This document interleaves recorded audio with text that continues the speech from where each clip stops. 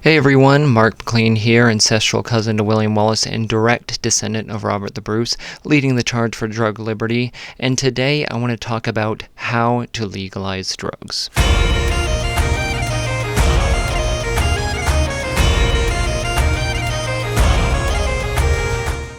Now, there's been a lot of support for legalizing drugs and drug reform in general the past several years, and I think it's getting to the point now where we need to not just keep talking about why we should legalize drugs, but we need to start talking about how to legalize drugs, and that's exactly what I'm going to do in today's episode. So, what I want to do here is lay out what I think is the best plan on how to legalize drugs, and what that can do is help eliminate a lot of confusion and a lot of fear that people have when you talk about legalizing drugs. They just have no concept of what legal drugs would look like. So I think it's really important to hash out what exactly a legal drug market would look like, and that's what we'll be talking about here. So the main two groups that you see when you talk about legalizing drugs are kind of fall on different sides of the spectrum. So on one end of the spectrum, you have the right-wing libertarians, and although there's not a lot of these people out there, they do exist. So the creator of the Silk Road is probably the most famous example of a right-wing libertarian espousing their drug legalization ideas, and basically what they believe in is an anything goes free market economy where you just legalize drugs and you allow the market to dictate what happens. And while that does have some applications, and I think there's some merit to it, on a larger scale it's just not realistic, and I don't think the public will really get on board with that. And then on the other side of the spectrum, where you have people coming from the left, typically you have harm reductionists. And these are people that work on the front lines with people with addiction and people using drugs every single day. And they actually have a pretty big community. There's a lot of them out there, and a lot of their policies and ideas do get implemented to some extent. We have things like medication-assisted therapy for opioid addiction. We have syringe exchange programs, safe consumption sites. There's safe supply and other forms of that in other countries outside the U.S., and this is kind of embodied by the seeing drug use as a public health issue approach, and it kind of bringing drugs into the medical sphere. So it's kind of like the medicalization of drugs. It's very strict, it's very controlled, and it does do a lot of good, and I think this is kind of the way we should approach things, but it does leave out a large segment of the population, and I'll explain why right here. So only about 10 to 25% of people who use drugs get addicted to them. So the vast majority of people who use drugs don't fall into this medical paradigm where you're using or thinking of drug use as a public health issue. I mean, a lot of people just use drugs like they drink a glass of whiskey, and that doesn't really fall into the medical model or the medical sphere. So we need to kind of think beyond just harm reduction in the broader sense, and that's what I'll be talking about today. And luckily there are these two sides of the spectrum, and I think both can be useful, but there's also a good middle ground that incorporates both of these things. So what we'll do is I'm going to go over what I think is the best plan to legalize drugs, and that's been created by the drug policy group Transform Drugs. They released this book, How to Regulate Stimulants. So I'll be drawing off of this quite a lot. Disclosure, I don't have any affiliation with the group. I just think they have the best plan put forth so far, and it's a group of scientists and politicians who dedicate their time to coming up with these real, practical policy drug reform, basically. And also what we'll do is kind of use alcohol as a template for both showing how we can legalize drugs, but also using it as a measuring stick to kind of contextualize what are the actual harms of certain currently illegal drugs right now, and that way we can put them in their appropriate regulation once they become legalized. So I'll be using the 3-tier system from Transform Drugs, but also be putting my own interpretation on this. This is doesn't have anything to do with the foundation. And also I'm going to go over psychedelics briefly, and I'll be using Rick Doblin's proposed way to legalize psychedelics, and I'll be going over that and drawing from that as well. But again, this is all my own interpretation of these ideas, and some of my own ideas have been put forth into this system, kind of all mixed up in a big melting pot. So the 3-tier system, this is something you can kind of think of like the schedule system like we have in the US, where the more risky and harmful a drug is, the higher it will be scheduled, and the more restrictive the access will be. The difference is that the schedule system is completely for medical use, while the tier system will rank drugs based on their risk and harm, but it's for regulatory recreational use.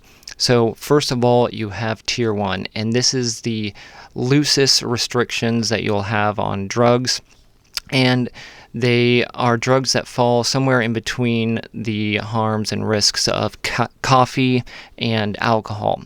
So these include drugs like cannabis, coca, opium, ephedra, cat, and kratom. And they're all natural products, natural plants, and they all pretty much have lower addiction rates than alcohol, besides maybe opium, which would probably be equivalent to alcohol. And therefore, you're going to regulate these drugs in a similar way that you would as alcohol. Now, you would have age restrictions on this tier, but then you have dispensaries and sort of kind of like bars or tea houses, I guess you could call them, where people can go and consume the drug on site of the premises, and they can also pick up a supply of their drug from the premise as well. And all they need is a photo ID, and you can have some sort of capitalist and entrepreneurship going on where people can make different products with these drugs, different varieties of coca tea. Coca-Cola, for example, was an early product using the coca leaf. Also, we see this with cannabis dispensaries, where there's all sorts of capitalism and entrepreneurship going on, where you have this wide array of different products all using the same chemical. And same with alcohol. We have a wide variety of different alcohol products. It's pretty much endless. People are constantly coming up with new alcohol products.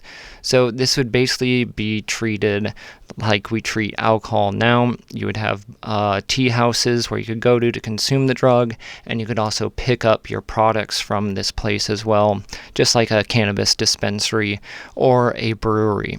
So next we have Tier 2, and these are moderate level drugs with addiction rates comparable to alcohol, like morphine, amphetamine, cocaine, benzodiazepines, and other drugs like MDMA and ketamine. And all of these drugs would be slightly more restricted access that would be either behind a pharmacy counter or in a dispensary where you have pharmacy technicians to give you information about the drug. And how the Transform Drugs group describes this as you basically just go to the pharmacy and you pick it up, kind of like the morning after pill. So you have to go and you have to sign your name, and then the pharmacist can dispense the pill directly to you without having to get a prescription. And then you have access to, things like morphine or Adderall or cocaine or, any moderate level drug that you would want. And the pharmacist can give you information about it, can give you advice on how to use it, etc., etc. And what this does is even though these drugs have comparable addiction rates to alcohol and comparable harm rates to alcohol, the public probably isn't totally comfortable with these drugs just being freely accessed the way alcohol is, so you put it behind the pharmacy to make it a little more restrictive. And also what this does is really alcohol should be treated a little bit more like this, where we shouldn't really have all this marketing and branding that goes along with drugs that can pose this much of a harm like alcohol. So that's what this would do. There'd be no branding. The packaging is very clean, very clear. It basically just kind of looks like a prescription almost. But that way people can pick up their drugs of choice without having to go to the black market. And then there's Tier 3. So this includes the highest risk drugs like heroin, methamphetamine, and crack. And it's kind of ironic because heroin, methamphetamine, and crack are kind of comparable to alcohol when it comes to harms. The Drug Science Foundation did a study of every single drug, including alcohol, and they said alcohol was the most harmful drug of all. They repeated this study in Europe and also Australia. The same result happened. Alcohol was considered the most harmful drug. And even if you don't consider alcohol the most harmful drug, it's probably just behind these drugs like heroin, meth, and crack. That said, these drugs do have a very high addiction rate and very high rate of harm as well, potentially at least. So what this would do is that you'd only be able to get these drugs from a doctor with a prescription. So it would be very similar to how people can get buprenorphine and methadone now, where you have to go to the doctor, you have to prove that you're addicted to a substance, and then they can give you a safe supply of that substance. They used to do this in the UK with great results, improved drug users, or drug addicts, I should say, lives. And they're starting to do this in Canada again. They've done it in Switzerland with heroin. And what you can do is you have the doctor prescribe the drug, and you can also couple it with a safe consumption site. So if they're using things like needles, they can have clean access to that and have a sterile environment to shoot up so they don't get other complications like infections. Now, this is the 3-tier system as I see it. The Transform Drugs has not put out a comprehensive regulatory model with this system yet. They've done it for stimulants, and they've done some preliminary work for all drugs, but this is me kind of applying what I think would be best to work with this system, using them as a template. And you'll probably notice that I left psychedelics out of the 3-tier system because I think they're so unique pharmacologically that they're kind of best regulated on their own accord, because they don't fit neatly into one of the 3 tiers. They have basically zero addiction risk, and they're non-toxic. You can't overdose on them, but they do have some very profound behavioral changes when you're under the influence that could potentially be risky. So I don't think they fit neatly into the tier system, and I really like what Rick Doblin at MAPS, the Multidisciplinary Association for Psychedelic Studies, he's the founder of that organization, and what he said he would like to see from psychedelic legalization is that you'd have psychedelic centers all across the country and all across the world, where people can go and they can have a certified trip sitter, certified psychedelic psychotherapist with them. That way, if they have a health condition they want resolved, they can do that. Or if they just want personal growth, they have someone there to help them with that as well. And then at these centers, he proposed that there would be a licensing system, so you could go and you can have your initial trip with the therapist or sitter, and then after that you can get a license by maybe some sort of short educational course, and then you'd be able to take the psychedelics home for your own personal use. So this is kind of like a mix of the different tiers, but it would make it so people have access to psychedelics in a safe way. And I think things like ketamine and MDMA, they can be sold at a pharmacy or dispensary in the Tier 2 system, but it would probably only have a maximum limit of getting one purchase a week. And that's because ketamine can have really profound damage on the bladder if you abuse it every single day. And MDMA can have very profound depression and suicide ideation if you binge it frequently. So you'd put those into the Tier 2 system, also at the psychedelic centers if you want to use those therapeutically.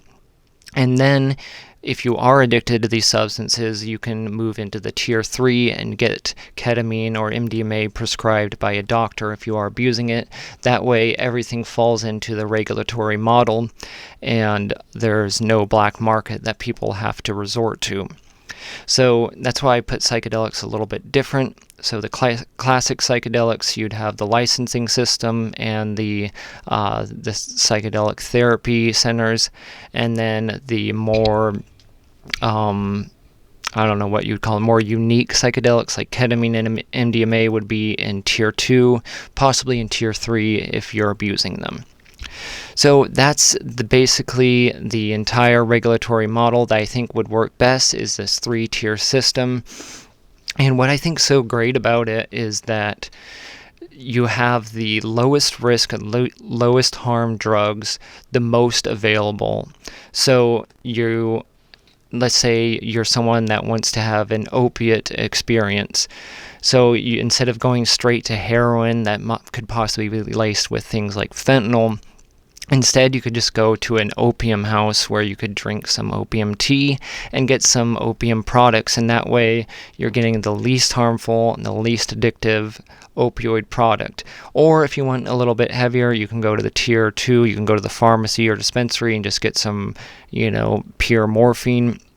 And most people are, and what's so great about this is most people are going to be satisfied with Tier 1 and Tier 2 and not have to resort to these higher level drugs with more abuse potential and potentially more risk to your health, like heroin, meth, and crack. And you'll be able to get clean drugs that are less addictive, and amphetamine works very well as a stimulant. Morphine works very well as an opioid. Cocaine works very well. So there's for most people, there's no need to go to the higher level drugs.